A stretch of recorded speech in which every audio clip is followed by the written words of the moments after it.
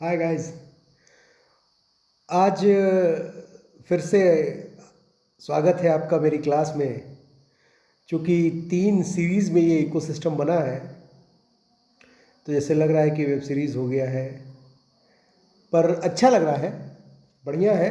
क्योंकि देखिए, कोई चीज़ों को एक साथ हम डालेंगे ना तो इट इज़ प्रॉब्लमेटिक, बहुत लंबा वीडियो हो जाता है।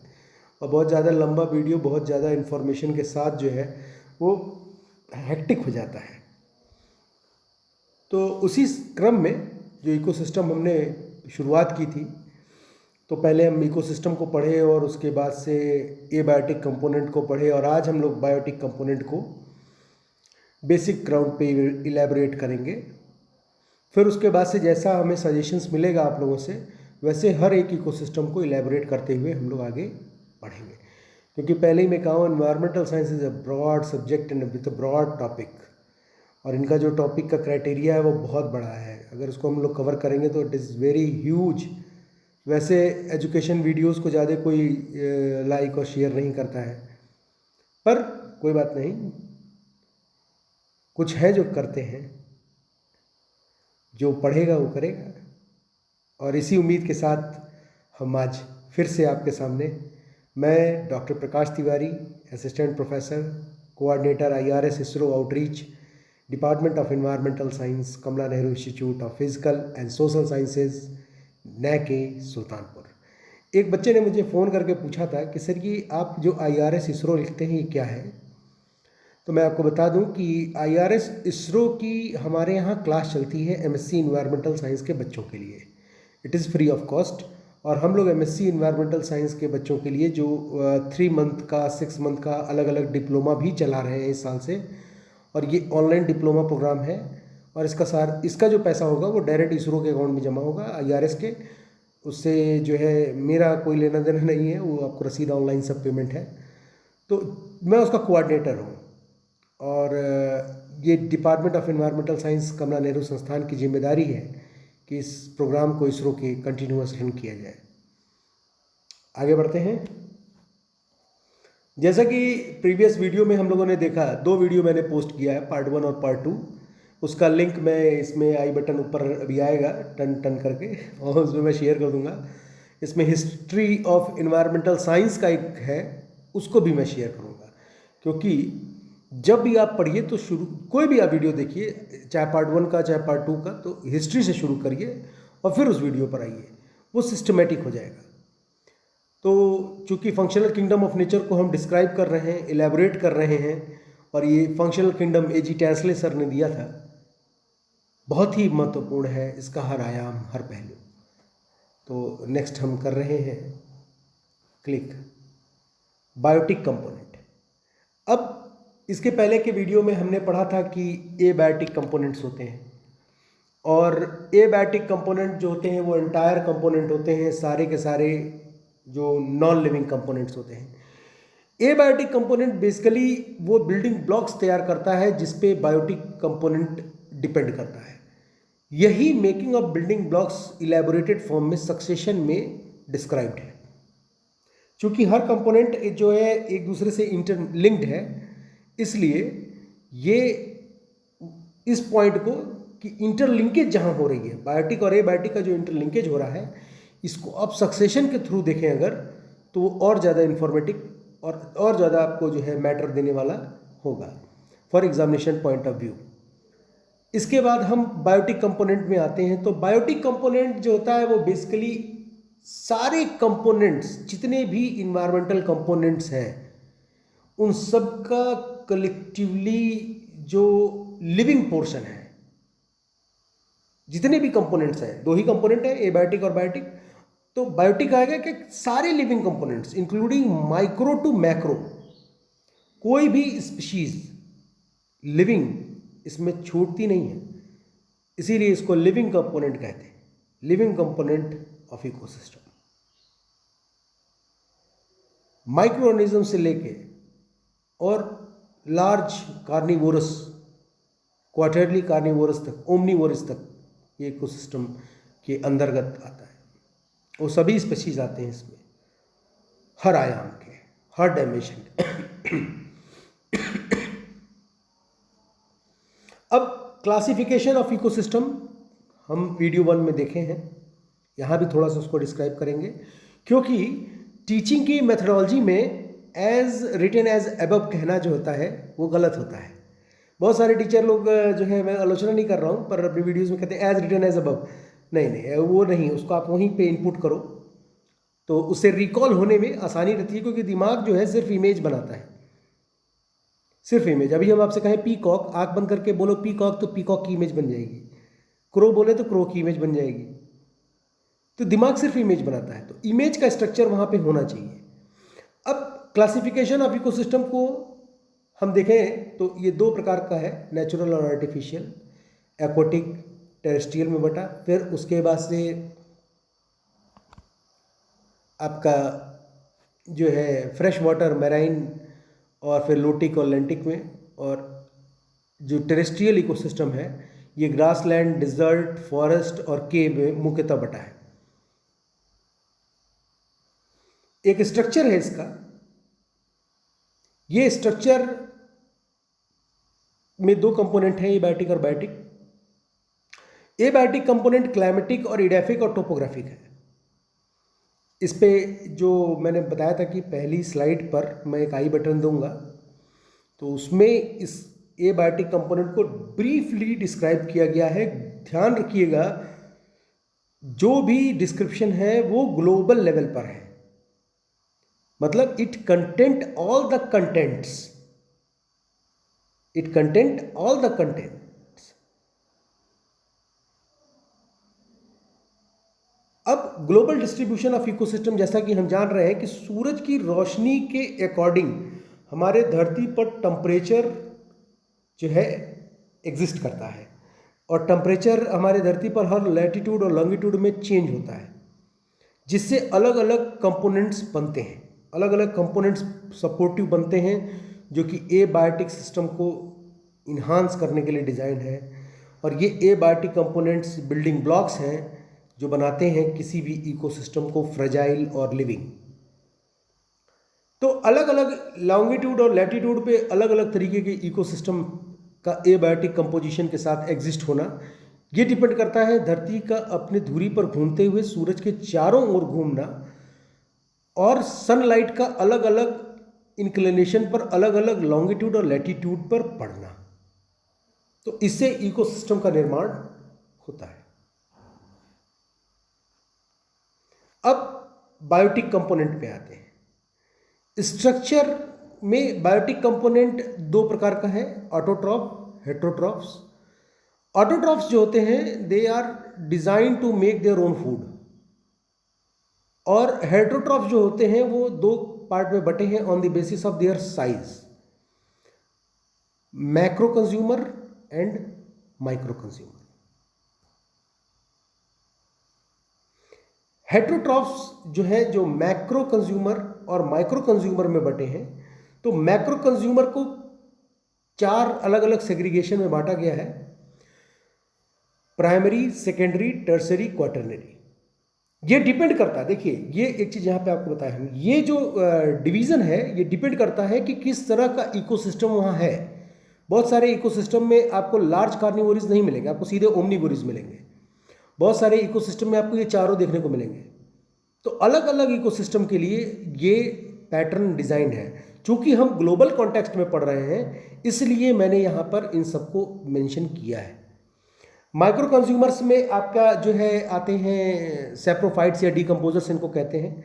ये डेथ और डीके के बाद से इनका लाइफ शुरू होता है, और इनकी जो जैसे प्लांट है वो डेथ कर गया, उसका भाई लाइफ स्पैन है, ख़त्म हो गया, कट के गिर गया किसी तरह से, तो सड़ने लगा। फिर उसमें जो है माइक्रोब्स जो ग्रो करेंगे, जो इन्वायरमेंटल कंडीशंस क्रिएट होंगी, तो उसके लिए ये micro ecosystem, micro component responsible होते हैं। ये वही कंपोनेंट हैं जो ब्रेक डाउन करते हैं किसी भी ऑर्गेनिक या इनऑर्गेनिक कंपोनेंट को एबायोटिक के ईजिली, जैसे अमोनिफिकेशन है, नाइट्रिफिकेशन है, इस तरह का जो ब्रेक डाउन होता है ये इन्हीं के द्वारा किया जाता है। अब हम आगे चलते हैं। इससे पहले कि हम किसी एक इकोसिस्टम को इलेबोरेट करें, हमको इकोसिस्टम में, चूंकि हमारी धरती घूम रही है विथ कॉन्टेक्स्ट टू सन, तो सन के रेफरेंस में हमको क्या मिल रहा है?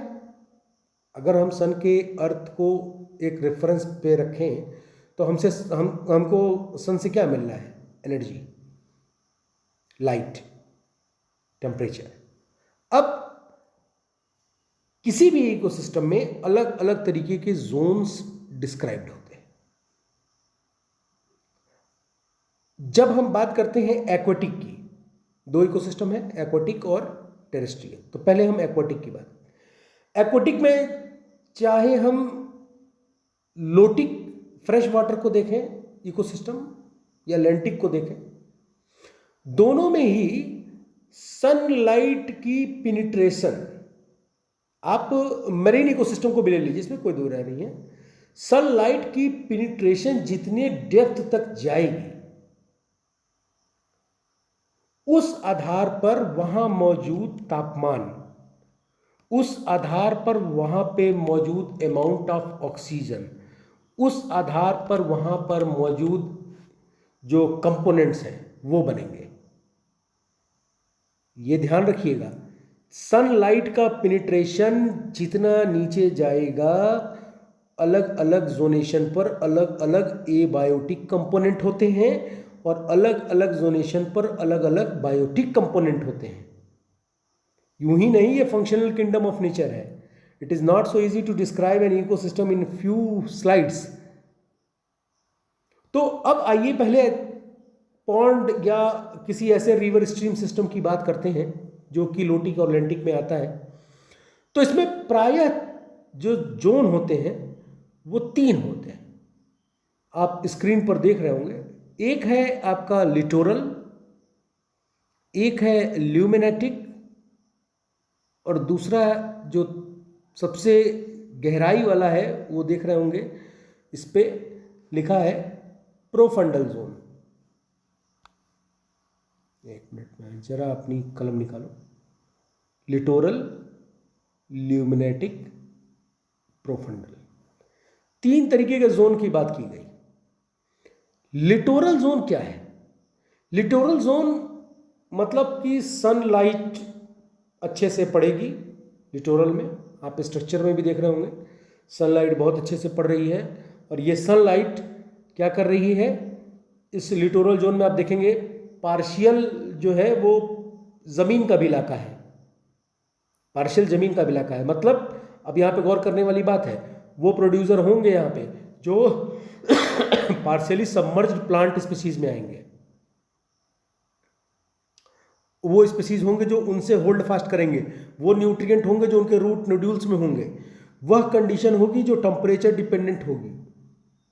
अब ल्यूमिनेटिक को ल्यूमिनेटिक जोन क्यों कहते हैं, सवाल ये।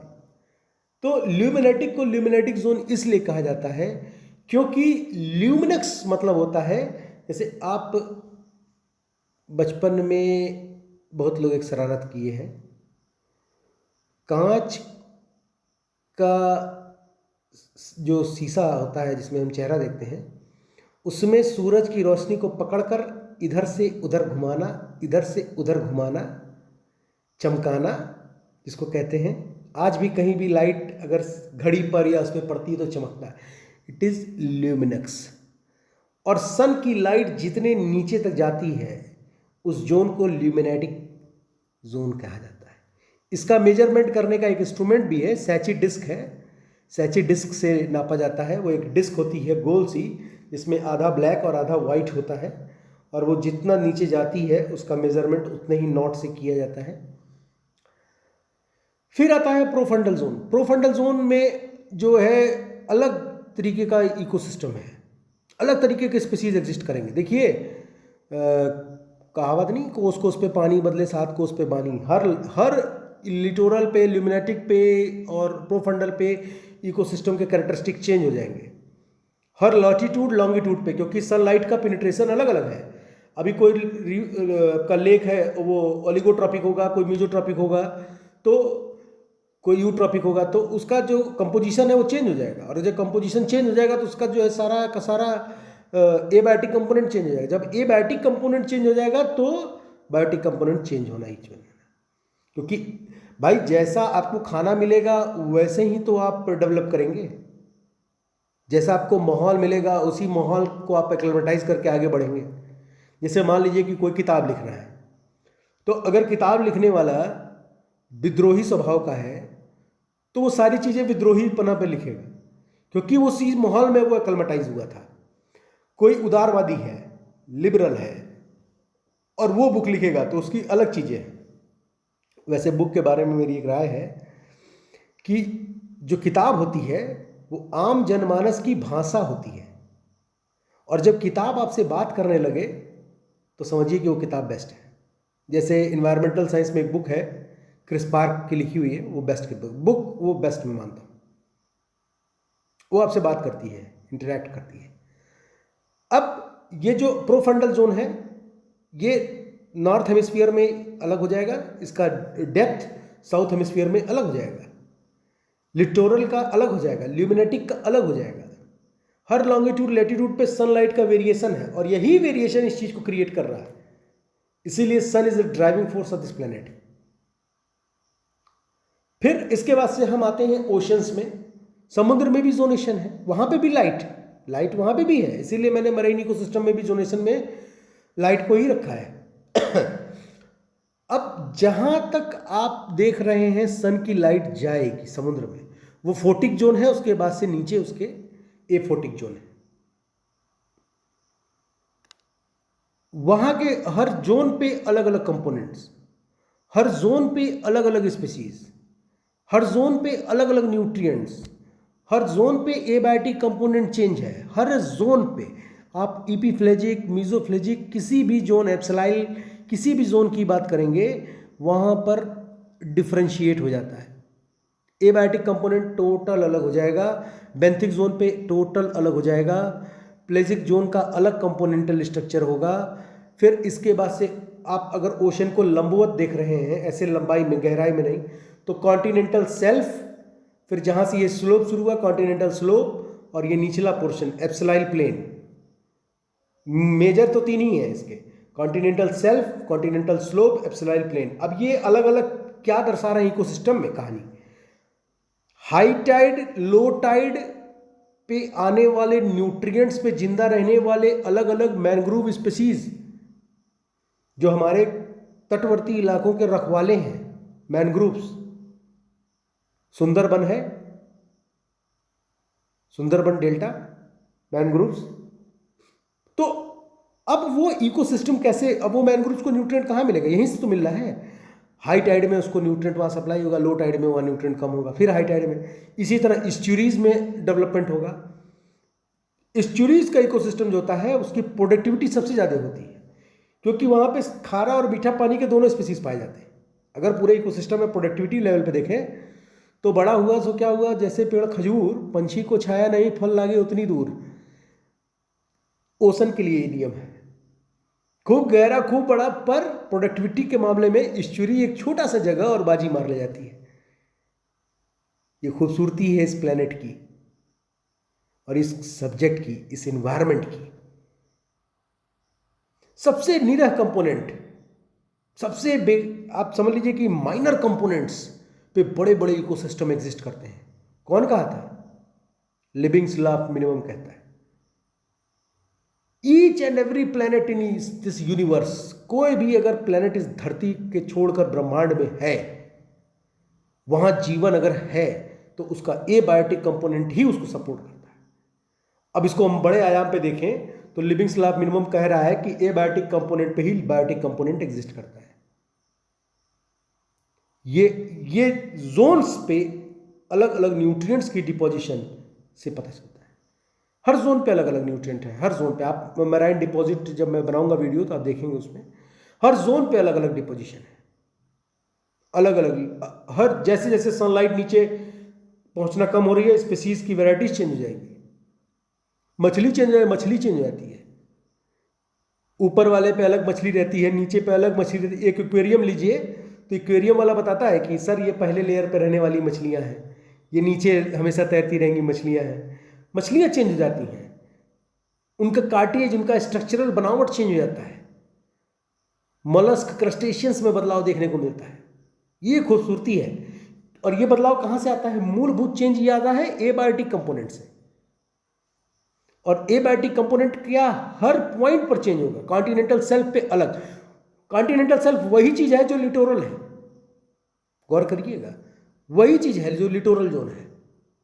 ल्यूमिनेटिक फोटिक जोन है, और एफोटिक जोन या बेंथिक जोन जो निचला तटवर्ती इलाका जहां सनलाइट है, प्रोफंडल जोन। अलग जोन, अलग स्पेसीज, अलग एबायोटिक कंपोनेंट। इसीलिए स्ट्रक्चरली इकोसिस्टम तो मैक्सिमम एक्वाटिक का सेम है, पर जैसे आप मैराइन इकोसिस्टम पढ़ेंगे स्पेसीज चेंज होना शुरू हो जाएंगे, एबायोटिक कंपोनेंट चेंज होना शुरू हो जाएंगे। आप जो है लोटिक पढ़ेंगे उसका चेंज हो जाएगा, लेंटिक पढ़ेंगे उसका चेंज हो जाएगा। पर चूंकि हम ग्लोबल आयाम पे लेके चल रहे हैं, इसीलिए हर कंपोनेंट को आपको यहाँ पे ब्रीफ कर दे रहे हैं। तो इससे आपकी जो स्ट्रक्चरल डिजाइनिंग है किसी भी इकोसिस्टम की, वो सरल हो जाएगी। और इससे सरलतम कोई तरीका नहीं है कि हम आपको एबायोटिक समझाएं, आप उसके बाद से स्ट्रक्चर पकड़ लें। और एबायोटिक कैसे बन रहा है? सनलाइट के इन्फ्लुएंस में, धरती के घूमने पे बनता चला जा रहा है। तो ये हो गया आपका जोनेशन इन एक्वाटिक। अब इसी तरह का जोनेशन इकोसिस्टम टेरेस्ट्रियल में भी देखने को मिलता है, फॉरेस्ट में। फॉरेस्ट में सबसे ऊपर की कैनोपी इमरजेंट होता है, फिर कैनोपी कवर होता है, फिर अंडर कैनोपी होता है, फिर सबमर्ज सब्स लेयर्स होते हैं, छोटे छोटे पौधों के लेयर होते हैं, उसमें बीटल्स उटल्स सर्वाइव करते हैं। सबसे ऊपर चले जाएंगे तो ऐसे स्नेक्स और फिर मंकी, लेजर्ट और फिर बैट्स, ये सारे सर्वाइव करते चले जाएंगे। स्पेसीज का अलग अलग जोनेशन होता है। इसीलिए जब हम एज इफेक्ट पढ़ेंगे तो इसमें हम देखेंगे कि कोई स्पेसीज कहाँ है और कोई स्पेसीज कहाँ पे उसका शिकार है, कैसे कोई एज किसी इकोसिस्टम को और डायनेमिक बना देता है, कैसे स्पेशिएशन फिनोमिना स्टार्ट होते हैं।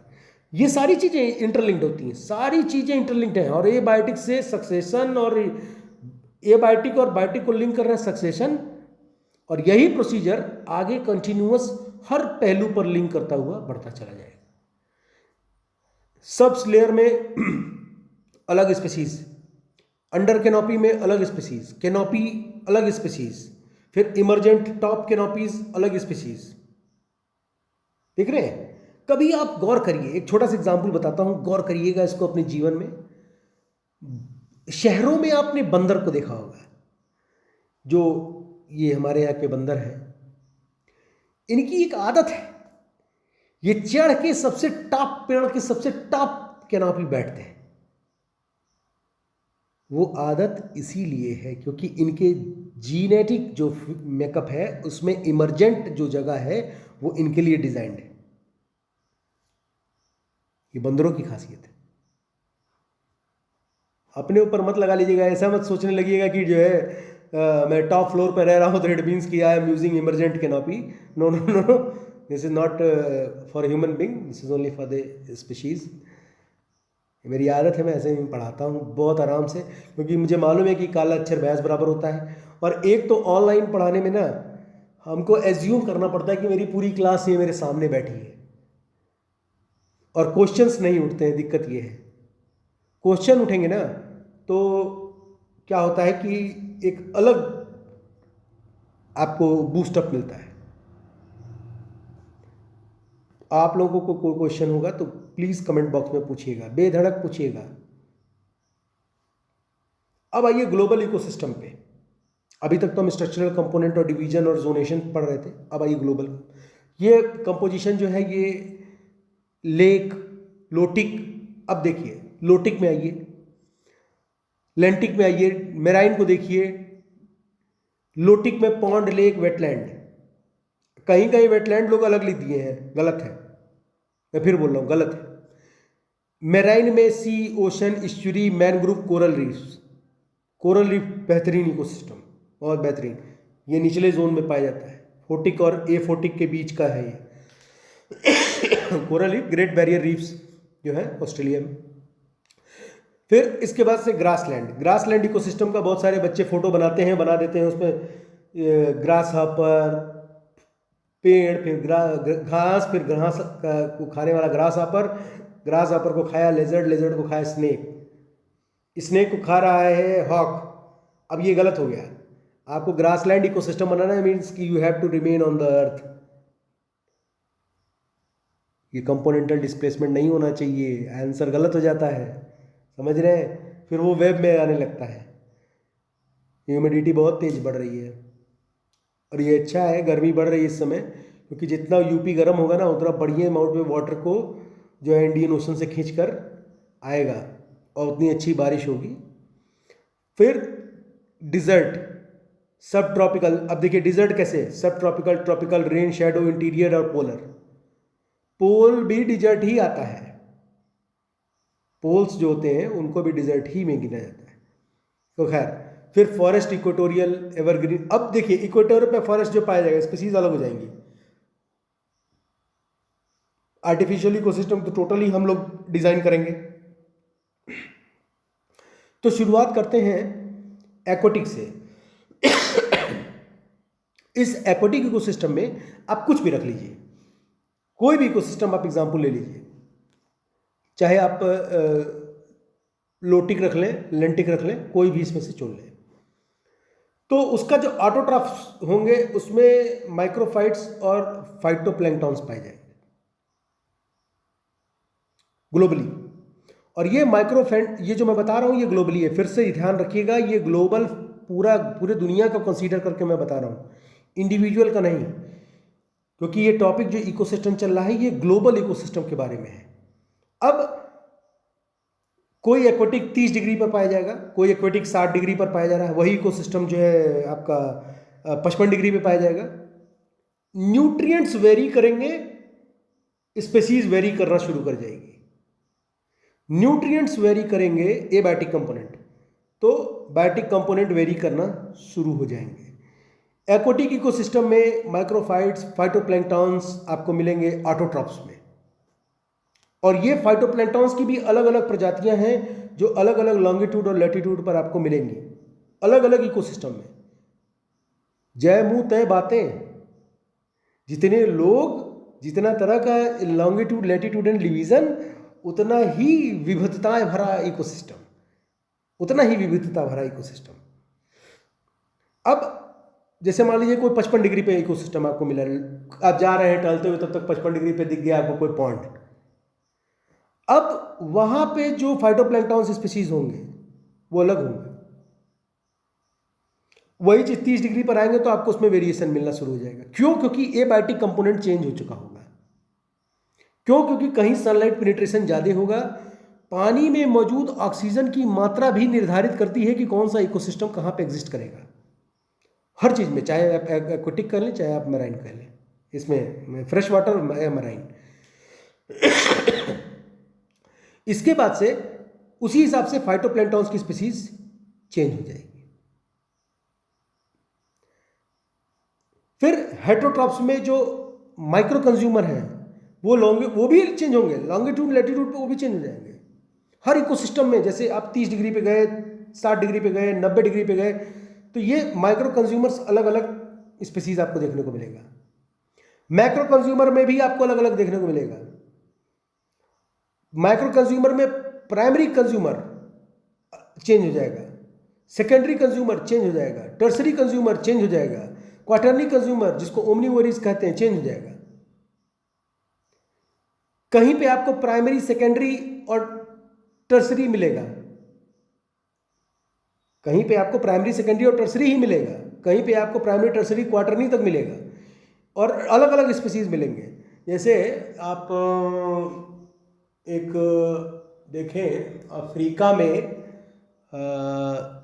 सवाना है, तो वहाँ पे क्या होता है कि जो इकोसिस्टम एग्जिस्ट कर रहा है उसमें क्या हो रहा है कि शुरुआत में खूब हरी हरी घासें बारिश के बाद से सवाना में उगती हैं, वो बड़ी बड़ी घासें, तो अलग तरीके के बड़े स्पीशीज आते हैं उसको चरने के लिए। फिर छोटे स्पीशीज, फिर उनसे छोटे स्पीशीज, फिर आपका देखेंगे कि वो स्पीशीज आएंगे जो छोटी छोटी घासों को भी डीरूट कर देंगे।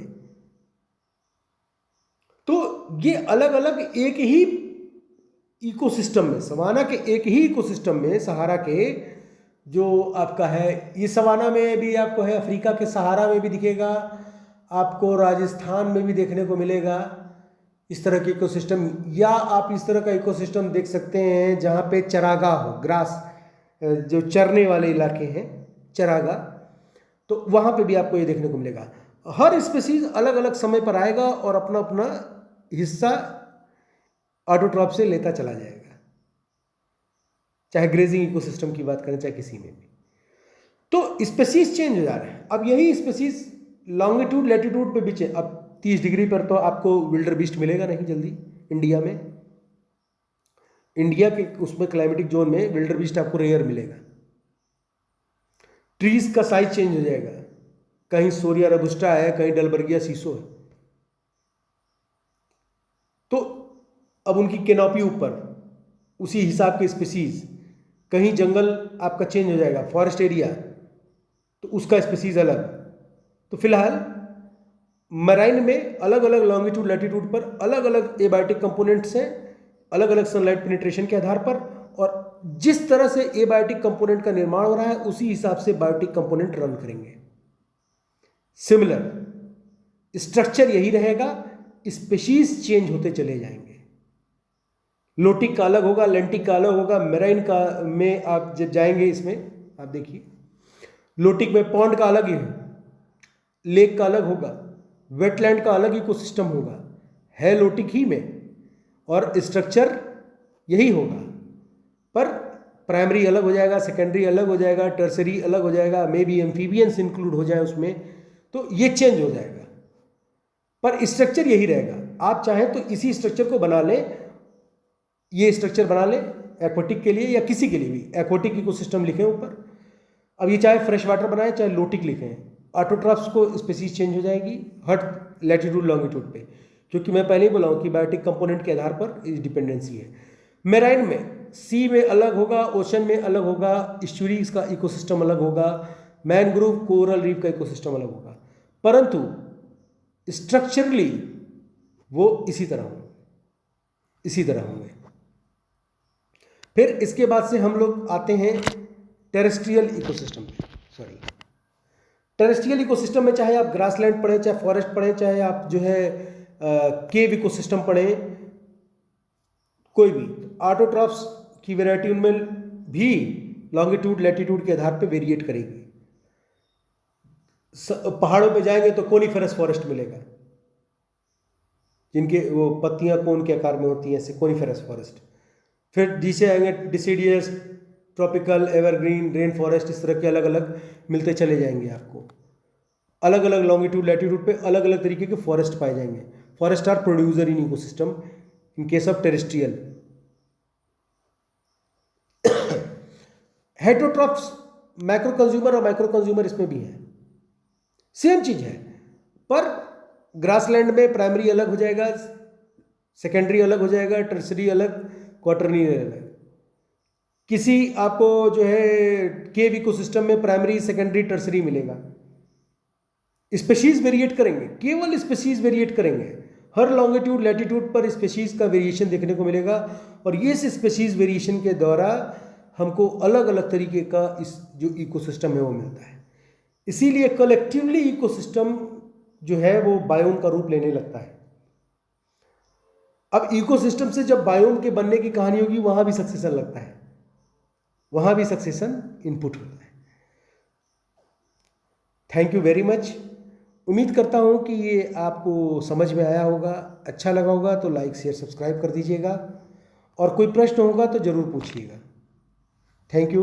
क्योंकि इसको मैं और ज़्यादा इलेबोरेट कर सकता हूँ, अगर आपको लगता है कि किसी को जो है इकोसिस्टम में फॉरेस्ट की इकोसिस्टम को देखना है तो उसको भी मैं अलग से इलेबोरेट कर दूंगा, अगर आप कमेंट करते हैं तो। नहीं तो अगला वीडियो जो है हम लोग जो बना रहे हैं वो एक अर्थक्वेक पे बना था, अब बन रहा है जो नया वीडियो आने वाला है वो है वॉल्केनो पे। तो stay tune. Thank you guys.